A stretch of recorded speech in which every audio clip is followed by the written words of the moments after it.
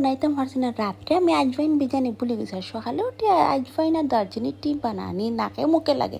নাস্তা বানাইতে না দারচিনির টি বানাইতে। এখানে চা বয়ে দিছি, চা বয়ে এখন মেশিনে চেক করলাই নতুন সব বেডশিট ঢুকাই দিয়েছিলাম, এটা ওই গেল নিতে পরে দেখি না হয়ে গেছে, আয়রনের দাগও পড়ছে না। এর মাঝে তাই নাই গেলা কইয়া চা লইলা ওরেছে, চা লইলাম, আমার লইলাম গুড় দিয়া, থানে দিলাম চিনি দিয়ে, জান বলে গুড় দিয়ে খাইতে ভালো লাগে না, এটা গন্ধ লাগি যায়। তো চা খাবার বইয়ে চিন্তা করলাম আজকের দিনও রান্দা কিলা রান্ধি, ইতা গরম। এর মাঝে দেখি বাই আইসুন টিফিন লইয়া, টিফিন দিছে আর তোরা ফিটা দিলাম, হাই রে হাই জান বাঁচিছে, এটা গরম রান্দা লাগছে না। সব কাপড় নামাইলাম স্ট্যান্ড থেকে, চিন্তা করলাম ইটা বাইন করি কিল্লা। তারপরে নতুন বেডশিটটা নিয়ে মিলিয়ে দিলাম, গরুর ক্লিন করলাম।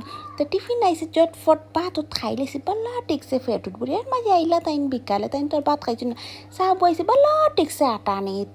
আর ইটা ফিটা তেল দিয়ে ফ্রাই করিয়া খাইতে আসা ন মজা হয়। তাই নখান গিয়ে নাইলে বাটার দিয়ে ফ্রাই করতাম, আমার চিন্তা মাতিও না মারি ফেলাই।